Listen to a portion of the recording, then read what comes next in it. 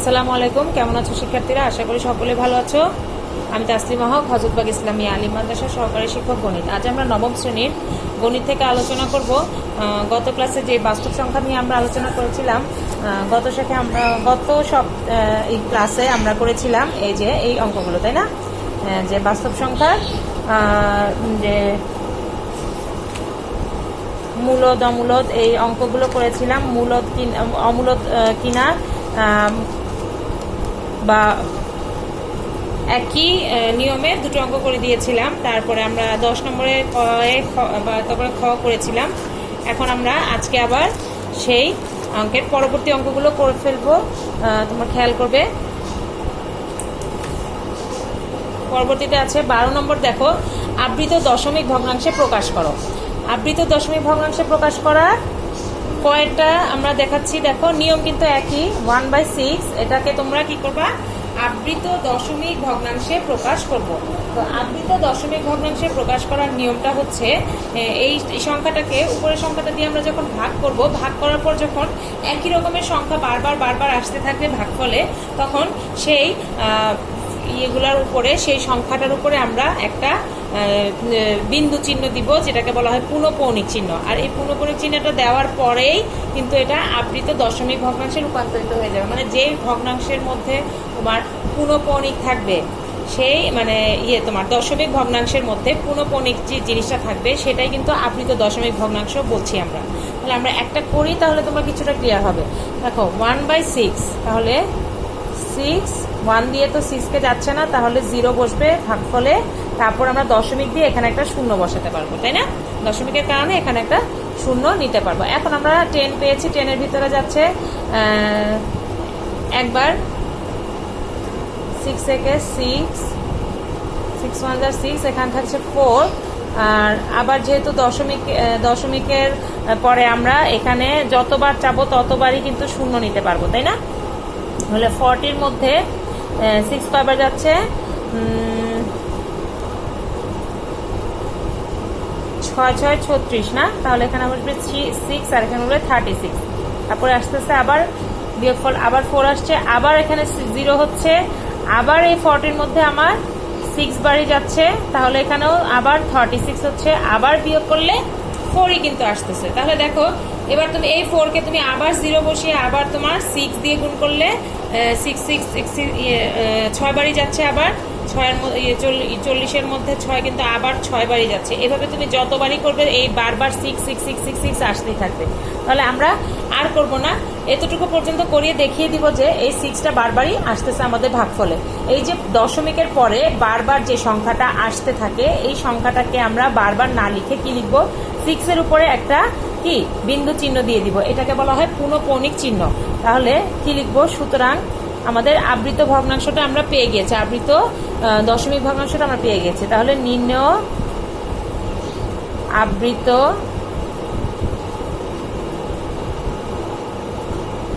দশমিক ভগ্নাংশ সমান হচ্ছে 0.1666, সব আসতেই থাকবে 6। তাহলে এখানে যে সংখ্যাটা বারবার রিপিট হবে, শুধু সেই সংখ্যাটার উপরে আমরা এই পুনঃপৌনিক চিহ্নটা দিব। আবার খেয়াল করো, যে সংখ্যাটা বারবার রিপিট হচ্ছে, শুধু সেই সংখ্যাটাই আমরা তার উপরেই, শুধু 1-এর উপর কিন্তু দিচ্ছি না, 6-এর উপরে পুনঃপৌনিক চিহ্ন দিচ্ছি। এটার মানে হলো এখানে অনেক 6 আছে, মানে বারবার এখানে 6ই আসতে থাকবে। এটা কোনো অসীম, এটা কোনো শেষ হবে না, বারবার আসতে থাকবে, যতবারই করবে ততবারই আসতে থাকবে। অতএব এটা বারবার করে কোনো লাভ নেই, তাই না? তাহলে এখানে আমরা ভগ্নাংশটাকে আগে দেখে, এখানে পুনঃপৌনিক চিহ্ন না দিয়ে তুমি আগে এরকম করে একটা ডট ডট ডট, মানে প্রতিবারই 6 আসবে। তাহলে পরের বারে আমরা 1 6 লিখে এখানে পুনঃপৌনিক চিহ্নটা দিয়ে বুঝিয়ে দিব। তাই এটাই হবে আমাদের আবৃত দশমিক ভগ্নাংশ। তাহলে 0.16 পুনঃপৌনিক হচ্ছে আমাদের কি আবৃত দশমিক ভগ্নাংশ। মানে এই যে পুনঃপৌনিকটা দিয়ে এই সংখ্যাটাকে আমরা আবৃত করে ফেললাম, এটাকে বলা হয় আবৃত দশমিক ভগ্নাংশ। এর পরবর্তীতে আমরা খ নম্বরে চলে যাই, 7/11। এখানে দেখো, 11কে 7 দিয়ে ভাগ করা যাচ্ছে না, তাহলে দশমিক শূন্য দিয়ে একটা দশমিক দিচ্ছি, দশমিক দিলে এখানে একটা শূন্য আমরা বসাতে পারবো। এখন আমরা ভাগ করতে পারি 6 11 66, আর নিচে বাকি থাকছে 40।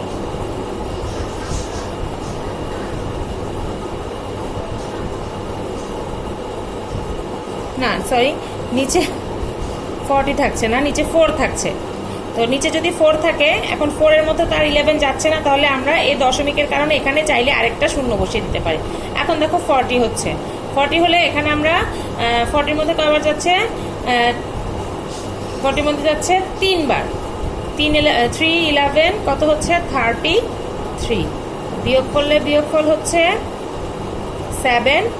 আবার আমি চাইলে একটা 0 বসাতে পারি, 7 এর পাশে 0 বসালে এখন যাবে কয়বার, 6 11 66। এখন বিয়োগ করলে হচ্ছে 4, তাহলে 4 এর মধ্যে যেহেতু যাবে না, আমরা একটা শূন্য বসাতে পারবো। 40 এর মধ্যে যাবে 3 বার, 33। এবার আমরা বিয়োগ করলে পাচ্ছি 7। আবার এই 7 এর পাশে 0 বসাবো, আবার 70 আসবে, আবার 6 বার যাবে। সেই 60 থেকে আবার বিয়োগ করলে 4 আসবে। 40 থেকে আবার আমরা 40 এর মধ্যে যাবে 33। তখন এভাবে কিন্তু বারবার 63 63 63 রিপিট হতে থাকবে, বুঝছো? এই 60 60 আমরা বারবার রিপিট করব না, আমরা 6 আর 3 এর উপরে পুনঃপণিক চিহ্ন দিয়ে দিব, তাহলে আমরা আমাদের আবৃত দশমিক ভগ্নাংশটা পেয়ে যাব। সুতরাং নির্ণেয় আবৃত, যখনই দেখবা যে রিপিট হচ্ছে, একটা সংখ্যা, দুটা সংখ্যা বা তিনটা সংখ্যা পরপর রিপিট হচ্ছে বারবার, এখানে যেমন 6 তারপর 3 আবার 6 3 আবার এখন 6 3 আসবে, এরপর আবার 6 3 আসবে, ঠিক আছে? এখানে যেমন শুধু 6 6 6 এসেছে, এখানে কিন্তু দুটো সংখ্যা, প্রথমে 6 তারপর 3 তারপর 6 তারপর 3 তারপর 6 তারপর 3 এভাবেই আসতে থাকবে, ঠিক আছে? এরকম যদি দুটো আসে তাহলে দুটোর উপরেই পুনঃপণিক দিতে হবে, আর যদি একটা আসে তাহলে একটার উপরেই পুনঃপণিক দিতে হবে। ওকে, আর এভাবে আমরা আমাদের আবৃত দশমিক ভগ্নাংশটা পেয়ে যাব। আবৃত দশমিক ভগ্নাংশ ইকুয়াল টু 0.6363 এমন আসতেই থাকবে, তাহলে আমরা 0.63 উপরে পুনঃপণিক দিয়ে দিব, যেটা আমাদের অ্যান্সার হবে। এখানে এটা হচ্ছে তোমার অ্যান্সার। তাহলে আমরা এই দুটো অঙ্কতে কিভাবে আবৃত দশমিক ভগ্নাংশ বের করা যায় সেটা আমরা পেয়ে গেলাম। এরপর আমরা গ নম্বরে চলে যাই। 2/9। তাহলে এক্ষেত্রে কি হচ্ছে, আমরা এটাকে আগে অপ্রকৃত ভগ্নাংশে নিয়ে নিব, হচ্ছে 9, 3 9 27, আর 27 এর সাথে 2 যোগ করলে 29। ওকে, এখন আমরা ভাগ করে দেখি। 9 29, 3 নং 27, তাহলে 3 এখানে হবে 27, আর বিয়োগফল হচ্ছে 2। এখন দেখো 2 এর মধ্যে যেহেতু যাবে না, আমরা এখানে একটা দশমিক বসিয়ে দিলে এখানে শূন্য বসাতে পারবো। তাহলে এখন 20 আসছে, 20 এর মধ্যে যাবে 2 বার, 9 দুগুণে আমরা জানি 18। এখন বিয়োগ করলে বিয়োগফল আসতেছে 2, আবার একটা শূন্য বসাতে পারবো। এখন আবার 2 বার কিন্তু যাবে 18, এখন আবার 2 আসছে, বারবার কিন্তু এরকম 2 আসবে, আর আমরা 20 নিয়ে 2 বারই যেতে পারবো। 9 দুগুণে 18, আবার 18 বিয়োগ দিলে 20 থেকে আবার 2 আসবে, তাহলে বারবার বারবার কি আসতেছে 3.2222। এরকম আসলে বুঝে গেলাম যে এখানে পুনঃপণিকটা আসলে কিসের উপর হবে, 2 এর উপর হবে। সুতরাং আমরা নির্ণেয় আবৃত দশমিক ভগ্নাংশ পেয়ে গেলাম 3.22.3.2 পুনঃপণিক অ্যান্সার।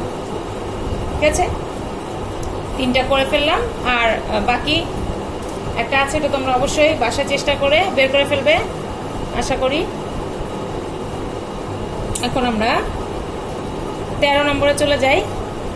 13 ক, যে 0.02 পুনঃপণিক।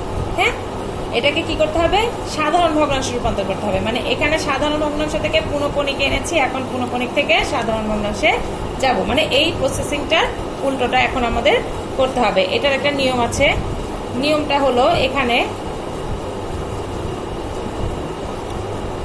0.2 পুনঃপণিক, তাই না? এটা সমান আমরা কি ভগ্নাংশ লিখব? এটাকে আমরা ভগ্নাংশ নেওয়ার জন্য কি নিয়মে যাব? নিয়মটা হচ্ছে, মনোযোগ দিয়ে শুনে রাখো, তোমাদের উদাহরণেও লেখা আছে নিয়মটা বইয়ের প্রথমেই, অনুশীলনের আগে যে উদাহরণ ওইখানে লেখা আছে যে কিভাবে আবৃত ভগ্নাংশকে সাধারণ ভগ্নাংশে রূপান্তরিত করা যায়। সেটা নিয়মটা হচ্ছে যে দশমিকের পরে যে সংখ্যাগুলো থাকবে সেই সংখ্যাগুলোকে পুনঃপণিক বাদে এবং দশমিক বাদে যে পূর্ণ সংখ্যা হয় সেটা নিব। এখানে দশমিক উঠিয়ে দিলাম, পুনঃপণিক উঠিয়ে দিলাম, তাহলে পূর্ণ সংখ্যাটা হচ্ছে 2। তার থেকে বিয়োগ করব আবৃত সংখ্যা যতগুলো। আবৃত দশমিক ভগ্নাংশ সংখ্যা হচ্ছে একটা।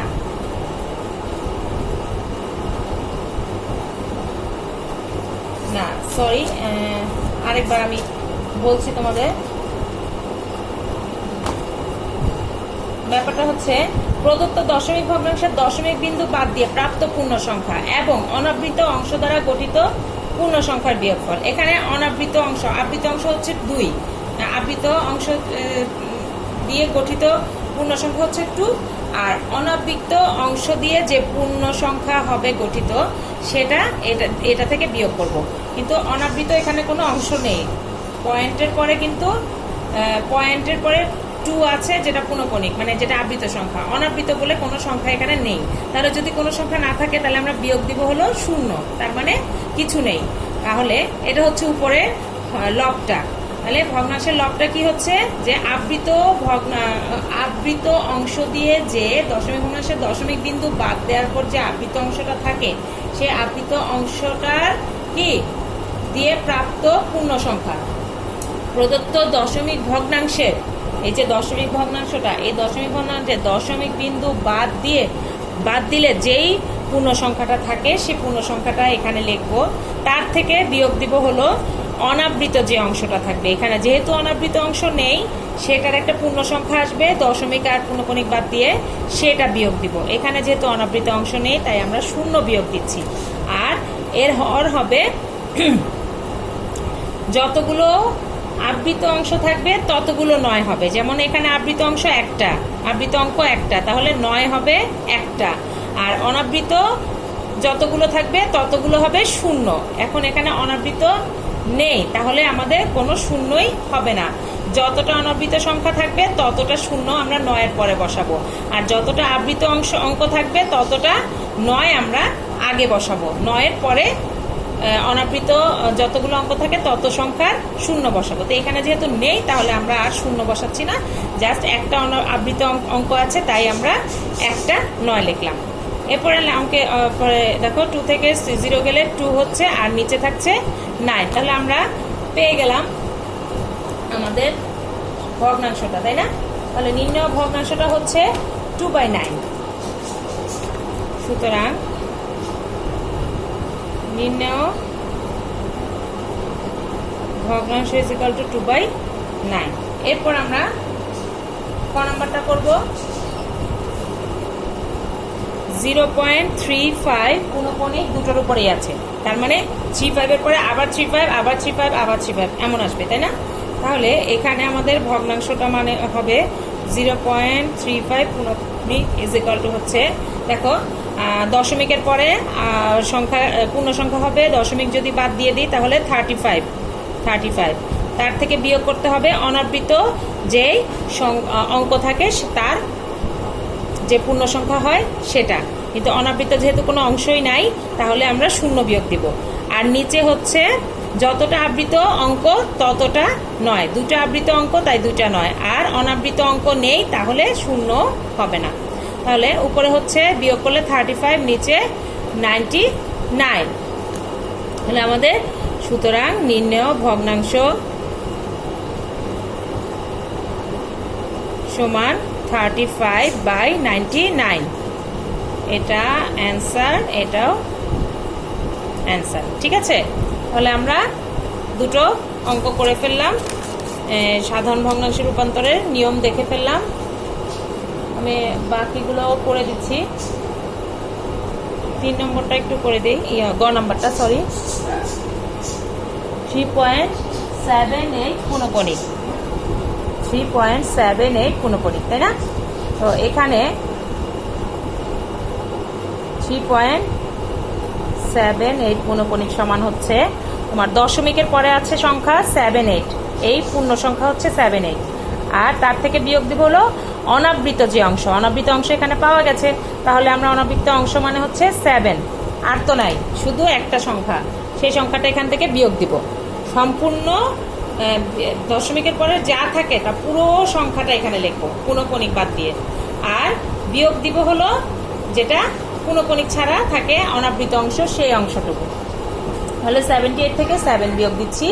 আর নিচে পুনঃপণিক কয়টা আছে? অঙ্ক একটা আছে, তাহলে একটা 9 হবে। আর পুনঃপণিক ছাড়া মানে অনাবৃত আছে একটা, তাহলে শূন্যও হবে একটা। এবার দেখো পুরোপুরি বোঝা গেল, কারণ এখানে সবকিছু আছে, এর আগের অঙ্কগুলোতে পুরোপুরি দেখা যাচ্ছিল না। তো 78 থেকে 7 গেলে 71, আর নিচে থাকে 90।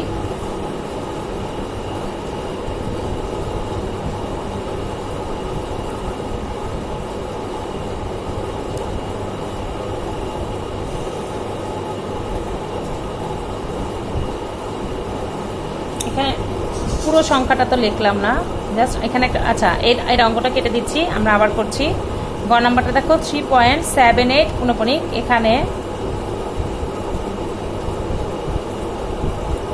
3.78 ইজ ইকাল টু লিখবো, আমরা পুরো সংখ্যাটা লিখবো 378, দশমিক বাদ দিলে যা হয়, সরি আমি দশমিকের পরের গুলো লিখেছি, আগে যে 3 আছে সেটা খেয়াল করিনি। তাহলে 378 বিয়োগ হবে 37, কারণ অনাবৃত অংশ হচ্ছে 3 আর 7, আর নিচে হচ্ছে একটা হচ্ছে 9, আর অনাবৃত অঙ্ক একটা, এই জন্য শূন্য হচ্ছে একটা। এরপরে আমরা চলে যাব বিয়োগে। 37 থেকে 3 গেলে 7 থেকে 3 গেলে 341 বাই 90, এটা একটা কি অপ্রকৃত ভগ্নাংশে আমরা রূপান্তরিত করলাম। এখন এটাকে আমরা মিশ্র ভগ্নাংশে নিয়ে যাব। মিশ্র ভগ্নাংশে নিতে হলে 90 4 নং 36 হয়ে যায়, তাহলে 3 নং হবে। তাহলে 3 হচ্ছে তো আমাদের সমস্তটা, আর বিয়োগ করলে ওখানে থাকবে হলো তোমার 270, এখানে 1 থাকবে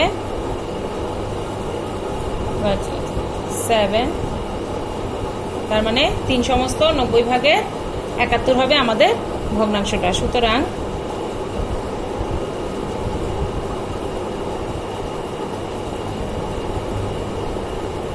নির্ণয় ভগ্নাংশ সমান 3 সমস্ত 90 ভাগে 71, ঠিক আছে? এটা হলো আমাদের অ্যান্সার, ঠিক আছে? এবার আমরা নম্বরটা একটু করে দিচ্ছি, ঝটপট করে দিচ্ছি, কারণ আমার মনে হচ্ছে চার্জ শেষ হয়ে যাচ্ছে, বন্ধ হয়ে যাবে যে কোনো সময়। আমরা এই অঙ্কটা একটু ঝটপট করি, একটু বড়। 2309, আর পুনঃপণিক হচ্ছে 3 থেকে 9 পর্যন্ত। দ্যাট মিনস এটা পুনঃপণিক হবে 309, আবার 309, আবার 309। 3টা সংখ্যা যখন পুনঃপণিক থাকে তখন প্রথমটা আর শেষেরটা দিলেই হয়, মাঝখানে না দিলেও চলবে। ওকে, তাহলে আমরা এটা সমান লিখবো কি, পুরো সংখ্যাটা লিখবো 62309, পুরোটা লিখলাম দশমিক উঠিয়ে দিয়ে। আর তার থেকে বিয়োগ দিব অনাবৃত অংশ। অনাবৃত অংশ কত আছে? শুধু 6 আর 2। 6 আর 2 হচ্ছে আমাদের অনাবৃত অংশ। আর নিচে হচ্ছে আবৃত সংখ্যা, অঙ্ক সংখ্যা হচ্ছে 1 2 3, মানে 999, আর অনাবৃত অঙ্ক সংখ্যা হচ্ছে একটা দশমিকের পরে, দশমিকের পরেরটাই শুধু হিসাব হবে। তাহলে একটা হলে 0 একটা, যদি একটাও না থাকতো তাহলে একটাও 0 দিতে পারবো না। এবার আমরা বিয়োগ করে দেখছি। 7 4 2 2 6 9 9 9 0, এটা হচ্ছে আমাদের নির্ণয় সংখ্যাটা আসে 62247/9990। ওকে, এখন এটাকে মেবি কাটাকাটি করা যাচ্ছে 3 দিয়ে। 3 তিরিকা 9, 3 তিরিকা 9, 3 তিরিকা 9, 0। আর উপরে 3 দুগুণে 6, 0, 3 6 18, 3 7 21, 7 21, 1 14, 14 হলে 3 4 12, আর এক থাকে 17 না, 3 4 12, আর থাকে 2 27, তার মানে 3 নং 27 মিলে গেছে। তার মানে উপরে হচ্ছে 20749/3330, এটা হচ্ছে আমাদের নির্ণয় সংখ্যা। এখন দেখো এটা কিন্তু একটা অপ্রকৃত ভগ্নাংশ হয়ে গেল, তাহলে আমরা এটাকে আবার এটা দিয়ে ভাগ করে তোমরা বের করে নিবে। 3 6 18 মানে 6 বার হয়, তাহলে নিচে থাকে 330, আর উপরে এটাকে বিয়োগ করার পরে আসতেছে